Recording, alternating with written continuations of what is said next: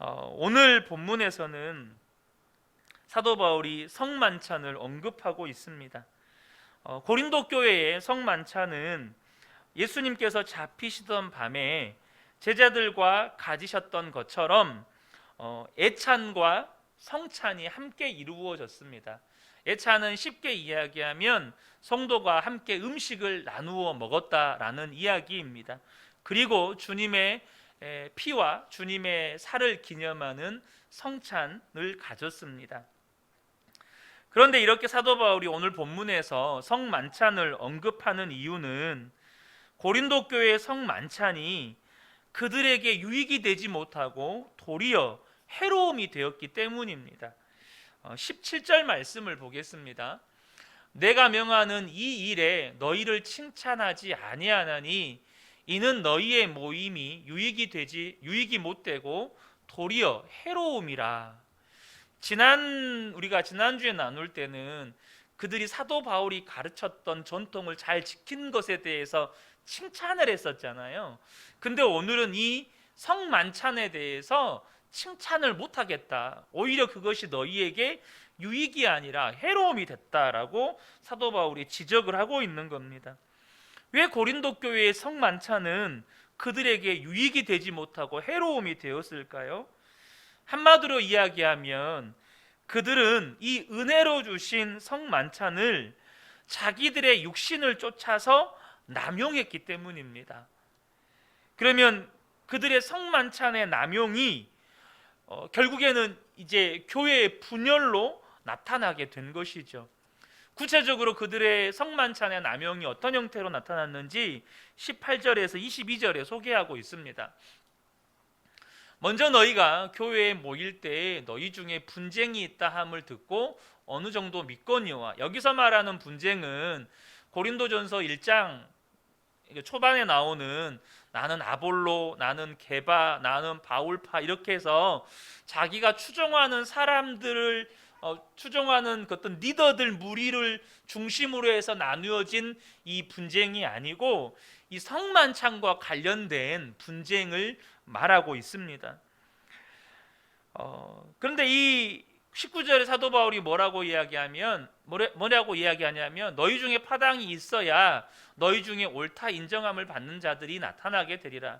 그래, 좋다. 파당은 나도 인정한다. 왜냐하면 파당이라는 것이 존재할 때 누가 의롭고 누가 잘못됐는지가 뚜렷하게 나타나기 때문이다, 뭐 이렇게 표현을 하는 거예요.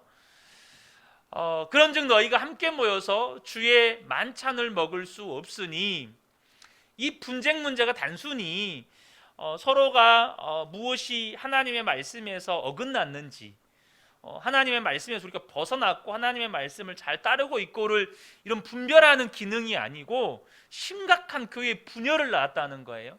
그러므로 말미암아서 너희는 주의 만찬을 먹을 수가 없는 상태다. 그러니까 너희들이 먹고 있는 건 지금 주의 만찬이 아니다, 성찬이 아니다, 이렇게 이야기를 하는 겁니다. 21절에 이는 먹을 때에 각각 자기의 만찬을 먼저 갖다 먹음으로 어떤 사람은 시장하고 어떤 사람은 취함이라. 이게 무슨 말이냐면 오늘날에는 교회 식당이 있고 교회에서 식사를 이렇게 준비하잖아요. 근데 2000년 전에 당시에는 교회가 식당이 어디 있겠어요. 그러니까 집집마다 음식을 가지고 와서 그 음식을 서로 나누어 먹었거든요. 그런데 여러분, 교회 안에는 부유한 사람이 있고 가난한 사람이 있잖아요. 이 고린도 교회 안에 부자들이 음식들을 많이 가져오는 거죠. 가난한 사람들은 음식을 가져오지도 못하는 거예요. 그냥 맨몸으로 오는 거죠. 그런데 이 부자들이 어떻게 했냐면 자기들이 많이 가지고 왔으니까 이것이 자기 것인 양, 자기 권리인 양 자기들이 마음대로 갖다 먹어본 거예요. 어느 정도로요? 가난한 사람들이 먹을 것이 없을 만큼, 가난한 사람이 먹을 게 없을 만큼 먹어버리고, 심지어 그것으로 인해서 굶주린 사람들이니까 못 먹는 사람들이 생겨나는 거예요. 더군다나 그 가운데서는 술에 취한 사람들도 있는 거예요. 그래서 자기들이 음식 가지고 왔다고 마음껏 먹고 술에 취한 상태로 성찬에 참여하는 거예요. 그 여러분 이것을 보고 지켜보고 있으면 어떨 것 같으세요? 자기들이 음식 많이 가져왔다고 자기들끼리 다 먹어버리고 가난한 사람들은 주지도 않고 그러면서 술에 취해가지고 성찬 부어라 마셔라 이러고 성찬에 참여를 하는 거예요. 그러니까 어떻게 되는 거죠?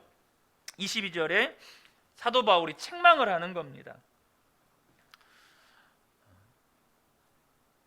너희가 마실 집이 없느냐? 너희 하나님의 교회를 업신여기고 빈궁한 자들을 부끄럽게 하느냐? 내가 너희에게 무슨 말을 하랴? 너희를 칭찬하랴? 이것으로 칭찬하지 않노라. 결코 너희들의 성만찬을 칭찬할 수 없다. 차라리 그럴 거면 집에서 먹고 오지. 차라리 그럴 거면 집에서 먹고 오지. 집에 먹을 데가 없어서 여기 와서 그렇게 하느냐 이 말입니다.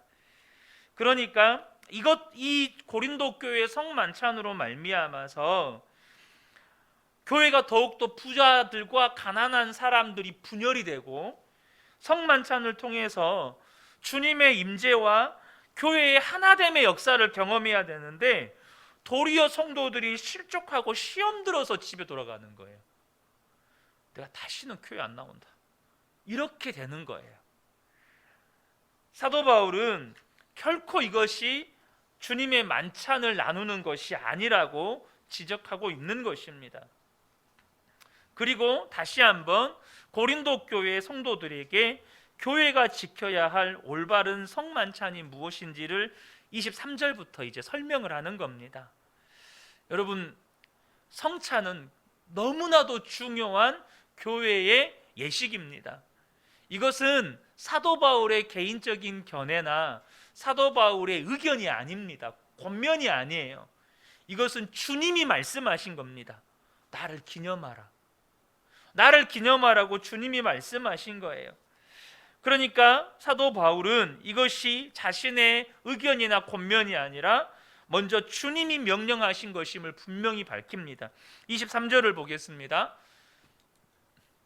내가 너희에게 전한 것은 주께 받은 것이니 곧 주 예수께서 잡히시던 밤에 떡을 가지사 축사하시고 떼어 이르시되 이것은 너희를 위하는 내 몸이니 이것을 행하여 나를 기념하라 하시고 식후에 또한 그와 같이 잔을 가지시고 이르시되 이 잔은 내 피로 세운 새 언약이니 이것을 행하여 마실 때마다 나를 기념하라 하셨으니 이것은 주님의 명령입니다. 그러면 교회가 지켜가야 할 주님이 오시는 그날까지 지켜가야 할 올바른 성만찬은 무엇입니까?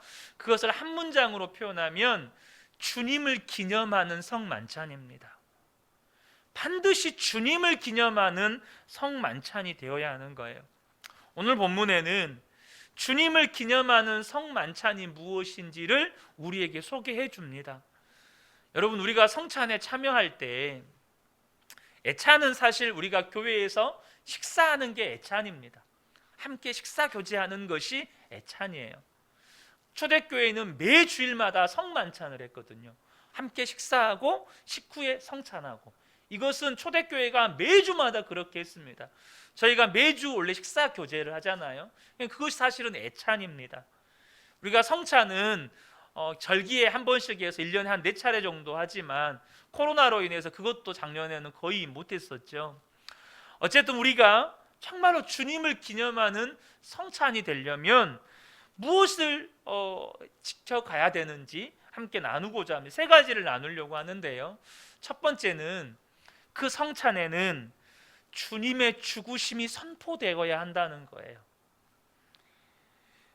주님을 기념하는 성만찬에는 반드시 주님의 죽으심이 선포되어야 한다는 것입니다. 26절을 보면 너희가 이 떡을 먹으며 이 잔을 마실 때마다 주의 죽으심을 그가 오실 때까지 전하는 것이니라. 이 전한다는 것은 믿지 않는 사람들에게 복음을 전한다는 말이 아니고요. 그 성찬의 자리에 성찬에 참여한 모든 성도들에게 주님의 죽으심을 선포해야 한다는 거예요. 여러분, 주님의 죽으심을 선포해야 한다는 말은 단순히 예수님이 우리를 위해서 십자가에서 죽으셨다는 것을 선포하는 것이 아닙니다. 그 십자가의 죽으심이 무엇인지를 선포하는 거예요. 예를 들면 여호수아 4장 6절과 7절에 보면 여러분 잘 아시는 것처럼 요단강을 건넌 이후에 바닥에서 12돌을 취하여서 그걸로 탑을 쌓게 만듭니다. 6절에 이것이 너희 중에 표징이 되리라. 후일에 너희 자손들이 물어 이르되 이 돌들은 무슨 뜻이냐 하거든 그들에게 이르기를 요단물이 여호와의 언약궤 앞에서 끊어졌나니 곧 언약궤가 요단을 건널 때에 요단물이 끊어졌으므로 이 돌들이 이스라엘 자손에게 영원히 기념이 되리라 하라 하니라. 여러분, 이 돌들이 무엇을 상징합니까? 이스라엘 백성들이 요단강을 건널 때에 그 법궤가 지나가는 그 순간에, 법궤가 그 강 중간에 선 그 순간에 요단 강물이 끊어진 거예요. 요단 강물이 끊어졌다는 증거죠. 그래서 그 돌을 쌓아서 하나님께서 행하신 구원의 역사를 떠올리고 지금도 하나님이 그러한 구원의 역사를 행하신다는 것을 믿는 것이 기념하는 거예요. 분명히 주님은 우리 조상들을 요단강을 건너게 하셨고 그 하나님은 지금도 우리에게 구원을 베푸신다는 것을 믿는 것, 이것이 기념이에요. 여러분, 그러면 주님의 죽으심을 선포한다는 말은 단순히 예수님이 십자가에서 죽으셨습니다, 이걸 선포하는 것이 아니라 그 십자가의 죽으심이 의미하는, 그 십자가의 죽으심의 의미를 되새기고 그것을 믿는 거예요. 여러분, 십자가가 무엇을 의미합니까? 십자가는 하나님과 우리 사이에 막힌 담을 허무셨습니다. 하나님과 우리 사이에 막힌 휘장을 찢으셨어요. 그래서 주님의 죽음은 영원한 임마누엘을 실현시킨 사건이에요. 임마누엘이 무슨 뜻입니까? 하나님이 우리와 함께 하시다. 주님이 영원토록 우리와 함께 하시게 된 것을 실현시킨 사건이 주님의 십자가 죽음이죠. 십자가로 말미암아 하나님이 우리와 함께 하실 수가 있게 된 거예요. 그 전에 하나님은 우리와 함께 하실 수 없었어요. 그런데 예수님께서 대속의 제물이 되신 그 순간부터 하나님은 우리와 함께 하실 수가 있게 되었어요. 골로새서 1장 20절을 보면 그의 십자가 피로 화평을 이루사 만물 곧 땅에 있는 것들이나 하늘에 있는 것들이 그로 말미암아, 예수 그리스도로 말미암아 자기와 화목하게 되기를 기뻐하심이라. 예수님이 십자가에 달려 죽으신 것을 주님은 기뻐하셨어요. 왜요? 그로 말미암아 우리가 주님과 화목하게 되었기 때문이에요. 그래서 성만찬에서 주님의 죽으심을 선포한다는 것은 주님이 우리와 함께 계십니다, 이것을 선포하고 그것을 되새기고 그것을 믿는 거예요. 그것이 주님을 기념하는 거예요. 나아가서 십자가 죽음은 예수를 믿는 우리가 그리스도 안에서 한 몸이 되었다는 것을 또한 의미하죠. 에베소서 2장 16절을 보겠습니다. 너희는 이 말씀을 보고 가야겠네요. 이 말씀에서 주님이 하시는 말씀이 뭐냐면 너희는 믿음 안에 있는가 너희 자신을 시험하고 너희 자신을 확증하라. 예수 그리스도께서 너희 안에 계신 줄 너희가 스스로 알지 못하느냐? 그렇지 않으면 너희는 버림받은 자니라. 지금 사도 바울이 날마다 뭐 확인하라고 말씀하죠? 너희 안에 예수님 계신 거 확인해라. 성만찬은 주님의 죽으심을 선포하는 건 예수님이 우리 안에 계심을 확인하는 거예요. 그리고 에베소서 2장 16절에 말씀하죠. 또 십자가로 이 둘을 한 몸으로 하나님과 화목하게 하려 하심이라. 원수된 것을 십자가로 소멸하시고. 여기서 말하는 이 둘은 주님과 인간을 말하는 게 아닙니다. 바로 유대인과 이방인을 말하는 거예요. 근데 유대인과 이방인 사이에는 원수된 담이 있었어요. 절대로 하나 될 수 없는 원수된 담이 있었어요. 근데 주님의 십자가 죽음은 인간과 인간 사이에 있는 모든 원수된 담을 허무셨다는 것을 상징해요. 그것을 의미해요. 십자가로 다 소멸하셨어요. 그러므로 예수 안에 있는 우리는 미워해야 할 이유가 없는 겁니다. 싸워야 할 이유가 없는 사람들이에요. 우리는 비난하고 판단하고 정죄해야 할 이유가 십자가로 다 소멸된 사람들이에요. 여러분, 어떻게 한 몸이 서로 싸울 수가 있어요? 제가 지난주에 그 소망의 기도 잠깐 이야기하면서 그 자가 면역 관련된 그 질병 걸리신 분 잠깐 말씀드렸잖아요. 그건 병입니다. 자기 몸이 스스로 자기를 공격하는 건 몸이 아픈 거예요. 그래서 교회가 사랑하지 못하는 것, 용서하지 못하는 것, 서로가 비난하고 정죄하는 건 교회가 아픈 거예요. 주님의 몸이 아픈 거예요. 그 예수님의 십자가의 죽음으로 말미암아 성도는 이제 사랑하며 살아야 할 존재가 되었다는 걸 확인하는 거예요. 이제는 사랑할 수밖에 없는 존재가 되었다는 걸 확인하는 거예요. 그래서 십자가로 말미암아 우리가 어떤 존재가 되었는지를 되새기는 거죠. 그것이 주님을 기념하는 것입니다. 두 번째는 뭐냐면, 주님을 기념한 성만찬 두 번째는 뭐냐면, 다시 오실 주님을 기대하는 것이 회복되는 거예요. 그러니까 이 성만찬에는 다시 오실 주님에 대한 기대가 회복되는 은혜의 시간인 거예요. 26절을 다시 한번 볼게요. 여기 26절을 보면, 너희가 이 떡을 먹으면 이 잔을 마실 때마다 주의 죽으심을 그가 오실 때까지 전하는 것이니라 라고 말씀을 하죠. 이 26절은 사실 강조점이 두 군데에 있습니다.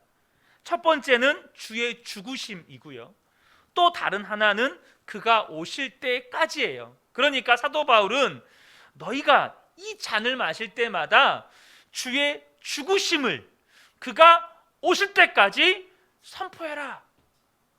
그러니까 주의 죽으심을 선포해라 라는 것에 강조점이 하나가 있고, 주님이 오실 때까지의 강조점이 하나가 더 있는 거예요. 성만찬은 단지 주님의 죽으심만 강조되고 그것만 기억돼서는 안 돼요. 주님이 다시 오신다는 것 또한 강조되어야 하고, 성도들 안에서 기억되어야 하고, 그로 말미암아 주님이 다시 오실 것을 기대하는 믿음이 회복되어야 돼요.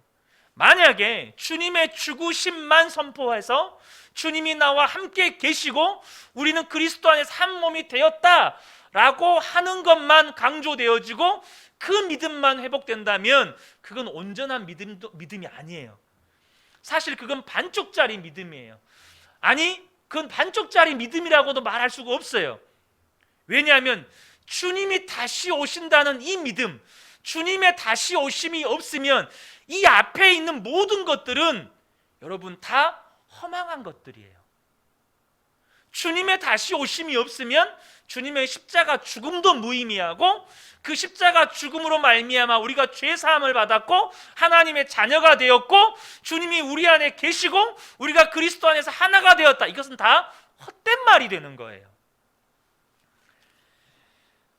사도 바울이 그가 오실 때까지에도 강조점을 두는 이유는 예수님이 제자들과 마지막 성만찬 때 하신 말씀 때문이에요. 누가복음 22장 16절과 18절을 보겠습니다. 내가 너희에게 이르노니 유월절이 하나님의 나라에서 이루기까지 다시 먹지 아니하리라. 18절에 내가 너희에게 이르노니 내가 이제부터 하나님의 나라가 임할 때까지 포도나무에서 난 것을 다시 마시지 아니하리라. 예수님이 제자들과 마지막 만찬에서 이 말씀을 하셨어요. 분명히 기념하라고 해놓고 제자들에게 하신 말씀이 하나님의 나라가 임할 때까지 나는 이제 다시는 포도주를 마시지 않겠다라고 말씀하셔요. 자, 그러면 제자들이 주의 말씀을 쫓아서 성만찬을 행해요. 성만찬을 행하는데 주님의 죽으심을 떠올리고 주님의 십자가를 떠올리고, 그래 이제 우리가 죄사함 받았고 주님이 우리와 함께 계시고 우리는 주님의 자녀가 되었어, 이것만 떠올릴까요? 그렇지 않아요. 주님이 하신 말씀, 내가 다시 올 때까지 이 포도주를 먹지 않을 거야. 뭘 기억하죠? 아, 주님 다시 오신다 그랬지. 주님이 분명 다시 오신다 그랬지. 이걸 떠올리는 거예요. 주님이 다시 오실 때까지 이 포도주를 마시지 않는다고 하셨지. 주님이 지금은 우리와 영으로 함께 계시지만 그날에는 반드시 천사들과 함께 이 땅을 심판하러 오시지. 이것을 떠올리며 주님이 다시 오실 것을 기대하는 거예요. 데살로니가전서 4장 16절과 16절에서 18절은 주님이 다시 오실 때의 상황을 묘사하고 있습니다. 주께서 호령과 천사장의 소리와 하나님의 나팔 소리로 친히 하늘로부터 강림하시리니 그리스도 안에서 죽은 자들이 먼저 일어나고 그 후에 우리 살아남은 자들도 그들과 함께 구름 속으로 끌어올려 공중에서 주를 영접하게 하시리니 그리하여 우리가 항상 주와 함께 있으리라. 그러므로 이러한 말로 서로 위로하라. 저의 시선을 사로잡은 말씀이 오늘 이 말씀인데요. 주님이 오시는 그 날에 여러분 뭐가 완전한 실체가 되죠? 주님과 함께함이 완전한 실체가 돼요. 지금은 주님이 우리와 영으로 함께 계시죠. 그러니까 이것은 우리가 요한이 고백했던 것처럼 손으로 만지고 눈으로 보고 할 수 없어요. 그런데 그날에는 주님과 함께함이 실체가 되는 거예요. 히브리서 11장에 보면 믿음은 바라는 것들의 실상이라고 말씀하셔요. 제가 아까 앞서 이런 말씀을 드렸어요. 여러분, 주님의 다시 오심이 없으면 우리의 모든 믿는 것은 헛것이 되는 거예요. 주님이 다시 오셔서 우리가 주님과 함께함이 실제가 되지 않으면 지금 우리가 주님이 나와 함께 한다는 것은 그건 거짓말이에요. 그건 허상이에요. 우리는 허탄한 믿음을 가지고 있는 거예요. 절대로 실현될 수 없는 것을 믿고 있는 거예요. 그래서 사도 바울이 이걸 뭐라고 이야기하죠? 부활이 없으면 우리는 세상에서 가장 불쌍한 사람일 것이다 라고 말해요. 우리만큼 불쌍한 사람이 없어요. 왜냐하면 결코 실현될 수 없는 거짓말을 믿고 있기 때문에. 그런데 주님이 다시 오신다는 것은 우리가 지금 주님이 나와 함께 하신다는 것을 믿는 그 믿음의 실상이에요.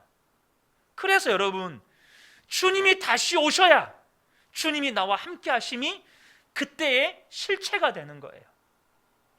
그리고 이러한 말로 서로 위로하라 이 말씀하시죠. 여러분, 주님이 오시지 않으면 우리의 위로의 말도 다 거짓말이에요. 우리는 절대 위로받을 수 없어요. 어떤 하나님의 말씀도 위로가 안 돼요. 왜냐하면 실현되지 않을 말씀이니까. 주님 다시 오심이 이루어지지 않으면 여러분 성경은 다 부정당하는 거예요. 모든 성경 말씀은 거짓말이 되는 거예요. 사랑하는 성도 여러분, 우리가 주님이 다시 오시기 때문에 우리가 주님이 나와 함께 계시는 것을 믿는 것은 실상인 거예요. 사랑하는 성도 여러분, 주님을 기념하는 성만찬은 주님의 죽으심도 선포되어야 하지만 주님의 다시 오심도 선포되어져야 하고 그것으로 말미암아 우리의 믿음이 다시금 회복되는 시간인 거예요. 끝으로 세 번째입니다. 주님을 기념하는 성만찬은 바로 주님의 몸을 분별함이 있는 성만찬이에요. 이게 무슨 말이냐면 27절부터 29절까지 보도록 하겠습니다. 그러므로 누구든지 주의 떡이나 잔을 합당하지 않게 먹고 마시는 자는 주의 몸과 피에 대하여 죄를 짓는 것이니라. 사람이 자기를 살피고 그 후에야 이 떡을 먹고 이 잔을 마실지니 주의 몸을 분별하지 못하고 먹고 마시는 자는 자기의 죄를 먹고 마시는 것이니라. 자, 여기에 뭐라고 표현하고 있습니까? 우리가 이 성만찬에 참여할 때 그 성만찬에 참여한다는 것 자체가 주님의 죽으심을 선포할 때 주님이 나와 함께 계셔. 나는 이제는 주님의 몸이 되었어. 그리고 주님은 반드시 다시 오셔 이 믿음을 되새기고 이 믿음을 회복하는 성만찬에 참여할 때 그 성만찬에 참여하기에 합당한 태도가 주님의 몸을 분별하는 것이라는 거예요. 여러분, 성만찬에 내 육신대로 내 마음대로 살면서 참여할 수 없어요. 그것을 뭐라고 이야기하죠? 자기 죄를 먹고 마시는 것이라고 말씀해요. 내 마음대로 살면서 내 원하는 대로 내 뜻대로 살면서 그리고 성만찬에 아무렇지도 않게 참여해요. 그것은 뭐라고요? 자기 죄를 먹고 마시는 것이라고 말씀하시는 거예요. 그리고 실제로 초대교회 안에서 이렇게 성만찬을 남용하는 사람들이 있었고 그 결과를 사도 바울이 이야기합니다. 고린도전서 11장 30절입니다. 그러므로 너희 중에 약한 자와 병든 자가 많고 잠자는 자도 적지 않다. 실제로 자기 마음대로 자기 뜻대로 살면서 자기 욕심대로 살면서 성만찬에 아무렇지 않게 참여할 때 그 결과로 병든 자, 몸이 약해진 자, 심지어 죽은 자들이 있었다는 거예요. 여러분, 우리가요 결코 성만찬을 가볍게 여겨서는 안 돼요. 이것은 주님이 명령하신 우리의 믿음을 다시 한번 되새기는 의식이고 다시 한번 주님께서 이루신 구원의 역사를 우리가 기억하는 예식이에요. 이런 질문할 수 있죠. 그러면 죄 지으면 성만찬에 참여할 수 없는 겁니까? 사도 바울이 그것을 말하는 게 아닙니다. 성만찬에 참여하기에 합당한 삶을 살도록 날마다 주님이 나와 함께 계신다는 것과 주님이 다시 오신다는 것을 믿는 믿음으로 살아가라는 거예요. 하지만 그럼에도 불구하고 우리가 연약해서 실수하고 넘어질 수 있죠. 죄 지을 수 있습니다. 그때 31절을 기억하라는 거예요. 31절을 보겠습니다. 우리가 성찬에 참여하기 전에 먼저 자신을 살피면 심판을 받지 않을 것입니다. 내가 주님의 성찬에 참여하려고 하는데 성령님께서 너의 삶의 모습이 성찬에 참여하기 합당하지 않아. 너 네 맘대로 살았잖아. 어떻게 주님의 몸이 돼가지고 머리이신 주님의 명령 안 듣고 네 맘대로 살면서 나는 주님의 몸입니다. 주님이 나와 함께 하십니다. 이건 하나님을 기만하는 거예요. 그렇지 않을까요? 내 마음대로 살다가 성만찬 자체가 주님이 나와 함께 하심을 믿고 나는 주님의 몸이 되었다는 걸 믿고 주님이 다시 오신다는 걸 믿는 믿음을 다시 한번 점검하고 그 주님을 다시 한번 떠올리는 시간인데 그렇게 참여를 해요. 그 하나님을 기만하는 거죠. 그것을 하나님께서 떠올리게 하신다면 회개하고 돌이키라는 거예요. 십자가 의지하고 회개하고 성찬에 참여해서 다시금 십자가를 바라보는 믿음과 주님이 나와 함께 계심을 믿는 믿음과 내가 주님의 몸이 된 것과 주님이 다시 오실 것이라는 믿음을 회복하라는 거예요. 사랑하는 성도 여러분, 우리가 오랜 신앙생활을 하다 보면 이제 성찬이 얼마나 빈번하게 해봤겠어요. 그러니까 성찬이 그냥 형식적으로 될 때가 너무 많아요. 목회자로서 가장 큰 고민 가운데 하나가 바로 이겁니다. 분명히 성찬은 주님이 명령하셨고 주님을 기념하라고 이것을 우리에게 주셨는데 이것이 우리의 믿음이 다시금 회복되는 시간으로 작용이 돼야 되고 무엇보다도 주님이 내 안에 계신 것을 확인하는 시간이 되어야 되는데 그냥 포도주스 마시고 그냥 떡 먹고 그냥 늘상 듣던 말씀 한번 듣고 끝내버리는 이런 성만찬이 돼서는 안 된다는 거예요. 그러니까 성만찬에 대한 은혜가 없으니까 내 삶도 육신대로 살다가 그냥 가벼운 마음으로 성찬에 참여하죠. 여러분, 하나님 말씀 믿으시잖아요. 근데 하나님 말씀에 성만찬을 가볍게 여기면 목숨까지도 잃는 사람들이 있대요. 사도 바울이 괜히 겁주려고 이런 말 썼겠습니까? 이게 사실이라는 거예요. 성찬을 가볍게 여겨서 목숨까지 잃은 사람들도 있다는 거예요. 지옥 갔다는 걸 말하는 게 아닙니다. 하나님이 영원한 심판하셨다는 말이 아니에요. 본문의 말씀은. 그럼에도 불구하고 그것을 하나님이 징계의 도구로 쓰셨다는 거예요. 사랑하는 성도 여러분, 저는 우리 그은혜교회가 정말 성경이 말씀하시는 은혜의 성찬을 회복하게 되기를 간절히 소망합니다. 우리가 성찬을 함께 드릴 때마다 정말 주님 나와 함께 계시지. 우리는 이제는 사랑하며 살 존재가 되어버렸지. 주님 안에서 한 몸 됐는데 어떻게 내 몸이 내 몸을 공격을 해요? 주님이 이제 다시 오시지. 이 믿음이 성찬 때마다 회복되고 다시 한번 재확인되고, 그래서 우리가 분기별로 한 번씩 드리는 성만찬이지만 그때를 간절히 기대하고 사모하는 거예요. 우리 그은혜교회 모든 성도님들 안에 다시금 우리가 또 성만찬을 지킬 날이 오겠죠. 그때 정말 어느 한 사람도 예외 없이 정말 성찬의 은혜와 감격과 감동을 함께 경험하는 그런 성찬이 되기를 주님의 이름으로 축복합니다. 아멘.